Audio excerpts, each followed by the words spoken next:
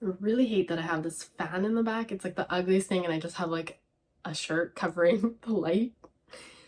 What I really hate most of all is that I'm addicted to having it on while I sleep. I cannot sleep without it. The whole point of this video is I'm doing my January reset. I'm gonna also call it my 2024 reset. Feel a little bit more put together, I guess, for the year in terms of writing up my goals and stuff like that. If you're new here and you haven't watched my videos before, I have a thing that I like to write all my random thoughts in, and I call it my car journal. That's mainly because I live at home and a lot of my time is spent in my car, either driving to and from work or just sitting for a very long time in silence in my car. And so I usually like to keep a journal where I can just write whatever I want to write in there. So I got this in April of 2023 and surprisingly kept up with writing in it. Is it organized? No, but it has helped me a lot in terms of, I guess, keeping me on track or just having like available information that I need for my videos, for example. So a lot of times if you see me in videos where I'm like, I like just randomly generate numbers, it's because I don't have my book with me to reference, and I use my phone as a camera, so it's recording me right now, so I can't really stop and take a look as easily. And I've mentioned it tons of times, I have ADHD and I just have a hard time remembering stuff, so if I stop to turn off the camera and look at the information that I need, I will 1000% get distracted and not remember what I was talking about. For the most part, my thoughts and stuff when I take the time to write in it is in my car, so that's why I call it my car journal. I've never been able to consistently keep up with typical journals if I had it specifically for writing out my thoughts, just because I think faster than I can speak, and by the time I've written out a sentence or started to write a sentence, I've forgotten what I wanted to say, so it just doesn't really help. But I have found that just writing out lists is like my form of journaling, so it's not necessarily like lists to do stuff, it's just lists of thoughts and feelings, and if I can manage to write out a few extra words to explain it properly, then great. If not, lists it is. Now I have this new car journal because I have decided to just leave my 2023 journal as is, as to remember what my thoughts and feelings and stuff that I did during that year in one book, even though it's not completely full.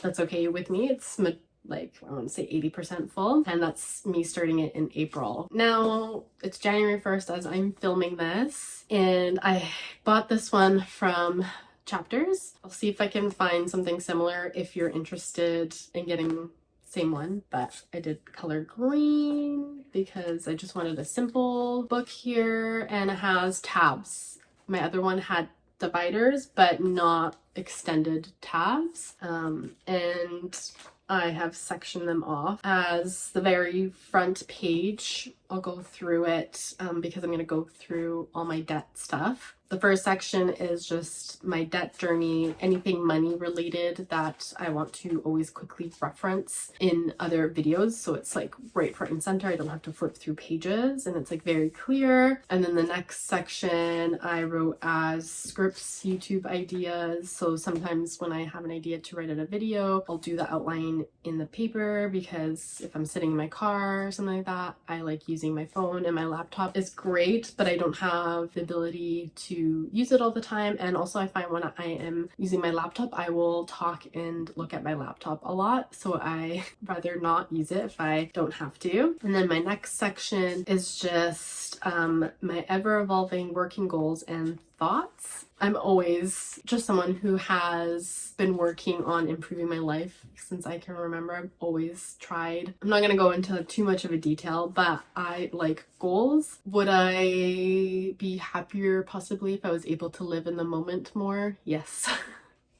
But that is not me, and at the moment I do have goals that I need to stay motivated on working towards. And so I just dedicated a whole section where whenever I think of a goal that I want to work towards, I write it down. Even if it's not something that I can actively work towards at the moment, it's something that I can revisit when I take a look back at the list and be like, oh yeah, either I did it unconsciously or like not really thinking about it, planning too much for it, or it's something that I want to work towards and be reminded of constantly. And then the next section, just random thoughts and scribbles. Sometimes when I'm doing calculations, I just like to open the book and write down. A lot of the times I used one section here just to write down my transactions when I was using my You Need a Budget, or when I am using my You Need a Budget, I'm trying to figure out my transactions and if I'm missing a certain amount. So I'll write things out, like this is in my old one. I'll write things like transactions and then I'll cross them out as I find them in my You Need a Budget to make sure that everything was input correctly. So I'll use that section for random thoughts and scribbles. And then of course, like if I'm talking on the phone, I need to write something out, I like using this section. And then the very last section is just like my actual journal. So I want to just be more in tune with how I am feeling in forms of lists. I just want to keep it a little bit more organized. Will things possibly change? Yes. Will I end up losing pens and buying new ones and it be all different colors? Yes. Will I get it all wet and spill something? Yes. Will it fall out of my car door into a puddle? Yes.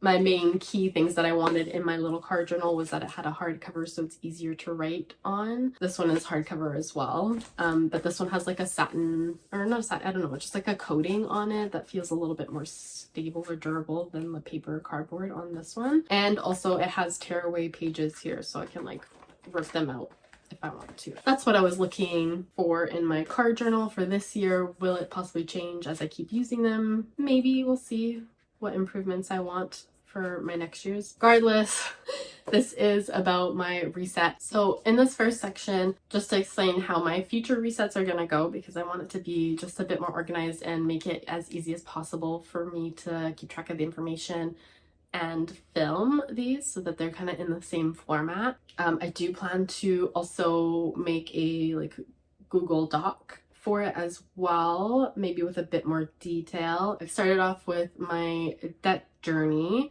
Just to recap, 70,000. What is wrong with me? I feel a little dizzy, to be honest. I'm not getting enough oxygen to my brain. I started off paying off my debt on video at $70,530.91. I've had more than that. For the sake of these videos, I'm just gonna start it as of April 2023. So it was more than this. My consumer debt, so my line of credit, or you might hear me talk about it as credit card debt, or it's just consumer debt. I am really focusing on paying it off as fast as possible. I started off with $22,346.04. I owed my dad $1,000 and my student loan was $47,184.87. So that all totaled the $70,000. So as of January 1st, I am at $52,557.06. So that breaks down with my consumer debt of $7,361.94. Family debt, $0, paid off my dad. Keeping that section in just because I want to make sure in case I owe family again. I just wanted it included in there. So that's $0. And then my student loan is currently at $45,195.12. So that is a total paid off in 2023 of... I miscalculated. I was off by $100. So in 2023, it is $18,073.85. In my little card journal here, I have broken it up in quarterly. So I've just filled out the debt as of January 1st, 2024. So I don't know if I'll do these every month, but anyway, quarterly it is written out in here. And then debt as of May, and then I'll do a debt as of September, and then at the end of 2024 I'll fill that all out. I also did another section where it's total money amount as of January 1st, 2024. So this is just like my savings. Again, this might change, and I've done it quarterly. So savings as of right now is $8,515.75. So that amount includes everything. I use You Need a Budget to track all my budget and expenses. I'll link other videos if you want to watch my like financially secure series where I talk about using it. So because that's in my savings account, I kind of want to keep track of it that way just so I can see how much it's changed. But because I want to accumulate as much interest as I possibly can on my money, I use my credit card to pay for everything. It keeps all my transactions into one place and it's so much easier to track. Yes, I know, terrible lighting. Okay, maybe that's a bit better. Basically, to make this very long point, I like to put all my transactions on my credit card so that my money stays as long as possible in my high interest savings account. Then I wait till the month is over, accumulate that interest. I make like a couple bucks a month and then I make that payment. That's the whole point of me using my credit card, so that my money can stay as long as possible in my savings account. I wouldn't recommend doing what I do until you have gotten a handle on your budget and you know that you are not spending more than what you make. So I know I have an excess amount. My monthly expenses are what they are and I make more than that. So I know I have enough money to pay it off. So it's never accumulating debt. So my emergency fund is $3,335.26. I have $30 saved in for my condo because I opened a first time home buyers savings account, an FHSA. It's a new thing in Canada. Don't ask me too many questions about it. I just wanted to open it before January 1st so that my contribution limit is $8,000 plus another $8,000 this year. So it's a total of $16,000. I just opened it just to, like, I will be buying my first condo, obviously, but because I haven't maxed out my TFSA or RRSPs, I don't know if it's necessarily that good of an, like, I don't know if it like benefits me that much, but regardless, I just opened it up with Wealth Simple, and then I just invested that $30 into an ETF with high dividends, and then yeah, because I just needed to put some money into it to open it, and then we'll see, we'll go from there. And then I've added also a surgery category here because I have lost weight. If you haven't been watching my videos, don't know anything about me, I've lost about almost 170 pounds and there is a lot of loose skin. I'm gonna come out with a video talking about my weight loss. But anyway, it's like another major purchase after my goals of buying a condo and saving up a sizable emergency fund. So I've just put it in there for now, but it's at $0. I've done this quarterly as well. So savings as of May 1st, savings as of September 1st, and then total savings as of December 31st, 2024, so that it's just all written out there and easy for me to look at whenever I need it and film it. And then I've done a page where I am tracking my YouTube income in subscribers. So as of January, as of filming this, might go up and down, I have 1,753 subscribers. Yay, thank you all. And I plan to update that monthly here. And then also my income, so how much I've made in every month, so that it's easy for me to see it visually. And then my dental hygiene income, I have it like obviously on my You Need a Budget account. Doesn't beat writing it out, I don't know, like just like writing out that number, it's very satisfying. I just have that written out there. And then any monthly other income, in case I start making money doing like affiliate marketing or brand deals, hopefully in the future.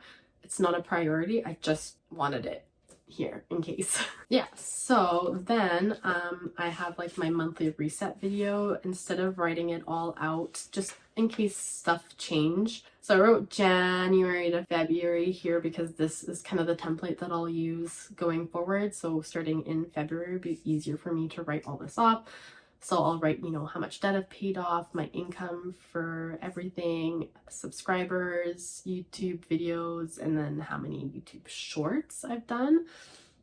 My goal, just to quickly go over for December, hence why I posted 2 videos quite close together, because I wanted to hit that December YouTube goals that I set for myself. I ended up having strep throat, and then now I have bronchitis, and the strep throat was brutal, absolutely brutal, so painful. Ended up at the hospital. My tonsils are so swollen. It was really hard to breathe. It is still hard to breathe because of this stupid bronchitis. I don't know where it came from. Anyway, for me, once I take a break, unintentional or intentional, it's really hard for me to get back into. Hence why I am trying to film as many videos as I possibly can during the time that my office is closed for the holidays, so that I am not overwhelmed and I have something to post when I am feeling sick or just not into filming.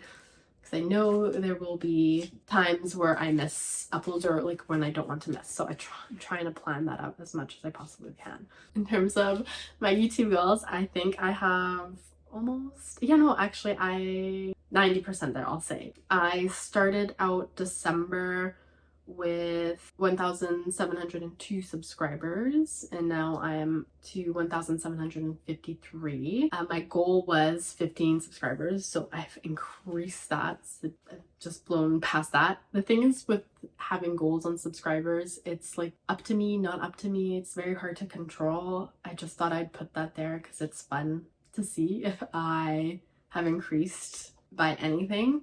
And then for revenue, again, something hard to control. I had a goal of having $50. Sorry, I had a goal of $40 for the month of December, and I have, let me double check. I have made $40.01, and it's all because I posted those 2 videos pretty close together near the end of the month. So that bumped me over by 1 penny. So good news for me. Videos filmed, the goal was 4, and I did it. And I had a goal of filming 2 shorts and I did 0, unfortunately. So yeah, nothing too interesting in terms of goal wise, other than I hit those 4 videos and I hit my $40 a month goal there. So I'm just gonna fill out some new goals. I'm gonna honestly keep them the same because I don't want to overwhelm myself. This time I will increase my YouTube revenue goal to $50, see if I can make an extra $10. January though, I know it's like quite hard. A lot of brands and stuff, they pull back on their budgets for like advertising. I'm also going to add to my monthly resets here, talk about books and podcasts. Not necessarily particular goals to read. So I am getting better with the whole mentality of all or nothing. And I've been slowly reading books instead of binge reading them and then forgetting all about them. Nonfiction books are something that I've been really interested in wanting to read more. It's just sometimes it's really hard to get through them all in one sitting, and I had an issue with that for some reason. Fiction books, I would stay up all night and read and read and read until it's done. I don't have any good recommendations at the moment. I will probably in the future as I get through them. If you haven't seen my last video, I'll link it here. I talk about some podcasts that I've been really interested in listening to, so I won't repeat them here again. You can go and watch that. It was just mainly financial type of videos because that's the mindset that I'm in right now, and that changes. It's more fluid in terms of what I like to listen, what I feel like. Sometimes I don't listen to any podcasts at all. I drive in silence, or I walk in silence, or just listen to music. I have found that I like putting AirPods in my ears without playing anything. It just dampens the noise and I don't get super overstimulated. And just some general goals, I guess, for the year. I don't like using the word resolutions because that's out we don't like setting ourselves up for failure. Under my ever-evolving working goals and thoughts for the year is always be moving with health in mind. I think I might possibly have chronic fatigue syndrome. I did a whole challenge back in June where I filmed myself and everything, and I walked every day for at least 30 minutes. I wanted to close the bars on my rings, on my watch, Apple Watch. And then July hit and I was exhausted, absolutely exhausted. And so I want to be moving and doing all this stuff because it makes me feel good in the day or like at the moment, but I also want to keep in mind that I can move and it doesn't have to be 30 minutes. It could be 10 minutes, 15 minutes type of walk kind of thing. I just need to like budget my time moving around to make sure that I keep my health in mind. Take vitamins daily. It's the thing that I struggle with because I'm just very forgetful due to my ADHD. Need to take the vitamins because of my gastric bypass that I have. I don't absorb food like a normal person does, and so I need to make sure that I'm on top of my vitamin game so that I don't have any deficiencies and any future health problems from not taking them. I also have this like crippling thought process that I never have enough time, and I don't know why. Just until recently I have come to the realization that a lot of neurotypical people are okay with doing things slowly, like doing what they can with the time that they have, and then just being like, well, I'm just gonna pick up where I left off next time. Or I was always in this mindset of all or nothing. If I never got it done, then I'm a failure. So I've been slowly cleaning out my room, cleaning out spaces in my parents' house with the thought in mind that I will get to it eventually. And as long as I keep working at it, it will get done. Went through all my papers and I organized them. My stuff is like ready to go for taxes. That's all organized. And my next goal is to then just clear out just all the extra boxes that I have stored in my closet because my closet is really overwhelming. I get super overwhelmed when I just take a look at it. So when I have time, the next time, which will probably be next weekend, I am just gonna clear out the boxes. Because breaking down boxes and throwing out garbage like outside of the house into the bin just has always irritated me. So I'm not going to beat myself up about it because I didn't clean out the closet all at once. And then once I'm done with those boxes, then I'll go through my clothes again and get rid of clothes that don't fit me, donate. And then I also have the second bedroom that I started cleaning out. I want to make it into an office because I'm tired of sitting on the ground or my bed to film all the time. It would be nice to also have somewhere to edit that doesn't destroy my back. Yeah, the stop thinking I never have enough time is going to be a struggle for me, as long as I keep reminding myself that it's okay. Like, normal people don't finish huge projects in one day either. I think social media just makes it way worse for everyone because you're seeing these reels in like 60 seconds. In your mind, you're like, it should be easy just as it was for them, when really it took them just as long as it would have if you had done it yourself. And then the day doesn't end just because I'm tired. This one's a tricky one because I don't want to like overwhelm myself. Sometimes, or a lot of the times, I write off doing something because I am tired. I'm just trying to find that fine balance of doing stuff and pushing through my tiredness, and then also learning that I'm too tired for it. It's a battle in my brain. And once I've figured it out or have more thoughts on it, I will let you guys know, but I just wrote that out. And then I also wrote change is uncomfortable, but you will survive. Past couple of years, I've had that thought in my head that change is always uncomfortable, and I've been going through a period of change and it's been really uncomfortable.